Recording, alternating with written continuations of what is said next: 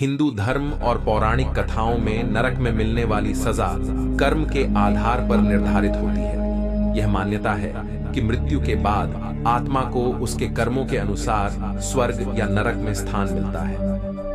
पाप करने वाले व्यक्ति को यमराज के अधीन नरक में कई तरह की सजा भुगतनी पड़ती है। यहाँ कुछ प्रमुख सजा का वर्णन है।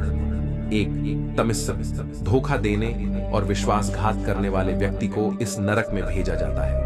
यहाँ उन्हें अंधकार में बंदी बनाकर रखा जाता है और लगातार भूख और प्यास की पीड़ा झेलनी पड़ती है। 2.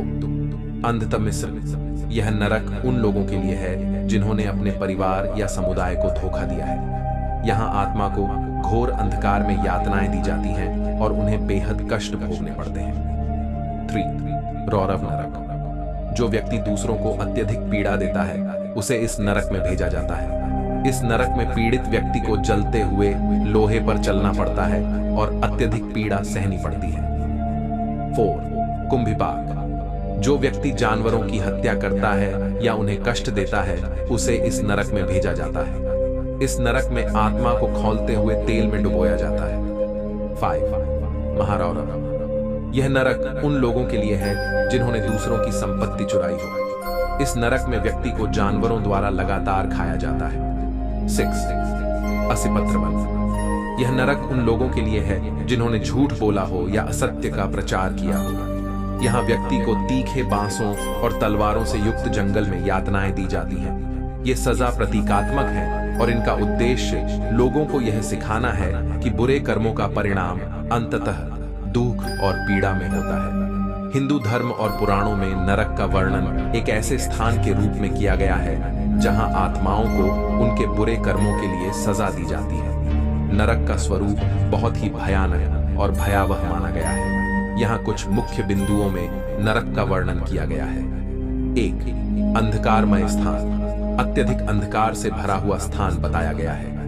यहाँ चारों ओर घना अंधेरा रहता है और आत्माओं को किसी प्रकार का प्रकाश नहीं मिलता है। 2. अत्यधिक तापमान, नरक में आग, धधकते हुए अंगारे, खौलता हुआ तेल और ज्वालामुखियों का उल्लेख है। आत्माओं को खौलते हुए तेल में डुबोया जाता है और जलती हुई जमीन पर चलने की यातना दी जाती है। 3. दर्दनाक वातावरण, नरक में असहनीय शोर, पीड़ितों की चिल्लाहट और यातनाएं दी जाती हैं। चारों ओर पीड़ा और दर्द का माहौल होता है जहां आत्माएं अपने कर्मों की सजा भुगत रही होती हैं। 4. भयावह प्राणी, कई कथाओं में नरक में रहने वाले यमदूतों का उल्लेख है जो पापी आत्माओं को तरह तरह की सजा देते हैं। इन यमदूतों का रूप बहुत भयानक और डरावना बताया गया है। इनके पास अस्त्र शस्त्र होते हैं जिनसे ये आत्माओं को पीड़ा पहुंचाते हैं। 5. विभिन्न यातना कक्ष, नरक में कई तरह के कक्ष होते हैं जहां आत्माओं को उनके पापों के अनुसार अलग अलग यातनाएं दी जाती हैं। इनमें तलवारों से बने जंगल, जलते हुए लोहे की पटरियां और बर्फीले इलाके शामिल होते हैं। 6. दंड देने के विशेष स्थान, हर पाप के लिए नरक में अलग अलग स्थान बनाए गए हैं, जैसे खौलते हुए तेल की बड़ी कड़ाहियां, नुकीली तलवारों का जंगल, जहां आत्माओं को विशेष दंड दिया जाता है। नरक का यह स्वरूप प्रतीकात्मक है जिसका उद्देश्य लोगों को उनके बुरे कर्मों के परिणामों के बारे में चेतावनी देना है। ये जीवन में नैतिकता और अच्छे कर्मों के महत्व को समझाने का एक तरीका है। हिंदू धर्म और अन्य धार्मिक मान्यताओं में नरक में जाने से बचने के लिए अच्छे कर्म और नैतिक जीवन का पालन करना सबसे महत्वपूर्ण उपाय माना गया है। यहाँ कुछ प्रमुख उपाय दिए गए हैं जिनसे नरक जाने से बचा जा सकता है। 1. धर्म का पालन करना, धार्मिक और नैतिक जीवन जीना। धर्म ग्रंथों में बताए गए सिद्धांतों और मार्गदर्शनों का पालन करना बहुत आवश्यक है। यह सत्य, अहिंसा और न्याय जैसे मूल्यों को अपनाने में सहायक होता है। 2. सत्कर्म करना, अच्छे कर्म करना, जैसे दूसरों की सहायता करना, गरीबों और जरूरतमंदों की मदद करना, सच्चाई का पालन करना और दूसरों के प्रति दयालु होना व्यक्ति को नरक से बचा सकता है। पापों से दूर रहकर पुण्य कर्मों पर ध्यान देना चाहिए। 3.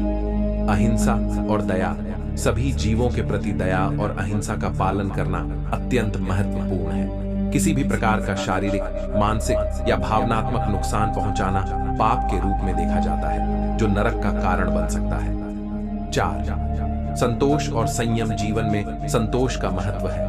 लोभ, ईर्ष्या और क्रोध से बचने का प्रयास करें। संयम और संतुलन बनाए रखना भी महत्वपूर्ण है, जिससे व्यक्ति अनैतिक कार्यों से दूर रह सकता है। 5 क्षमा और पश्चाताप। यदि व्यक्ति ने अतीत में पाप किए हैं तो उनसे मुक्ति पाने के लिए सच्चे मन से पश्चाताप करना चाहिए। सच्चे दिल से की गई क्षमा प्रार्थना और प्रायश्चित से भी नरक के मार्ग से बचा जा सकता है।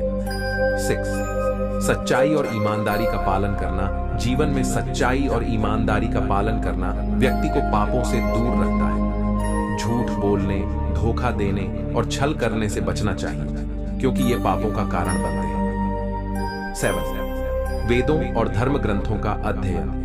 धार्मिक ग्रंथों का अध्ययन और उनके उपदेशों को जीवन में लागू करना भी एक महत्वपूर्ण उपाय है। इन ग्रंथों में व्यक्ति को सही मार्ग पर चलने और अपने कर्तव्यों का पालन करने की शिक्षा दी जाती है। 8 ईश्वर की भक्ति। भगवान की भक्ति और सेवा करना, नियमित रूप से प्रार्थना और ध्यान करना आत्मा की शुद्धि में सहायक होता है। ईश्वर पर विश्वास और उनके आदेशों का पालन करने से व्यक्ति नरक जाने से बच सकता है। 9 बुराई और पापों से दूर रहना। हिंसा, चोरी, व्यभिचार और नशा जैसी बुराइयों से दूर रहना चाहिए। इन बुराइयों में लिप्त होने से व्यक्ति पाप करता है, जो अंततः नरक का कारण बन सकता है। 10वां दान और परोपकार। दूसरों की मदद करना, दान देना और समाज के प्रति अपने कर्तव्यों को निभाना भी नरक से बचने का एक महत्वपूर्ण उपाय है। परोपकार और सेवा से व्यक्ति के पाप क्षीण होते हैं और पुण्य की प्राप्ति होती है। इन उपायों का पालन करने से व्यक्ति न केवल नरक से बच सकता है, बल्कि जीवन में भी शांति, संतोष और सुख प्राप्त कर सकता है।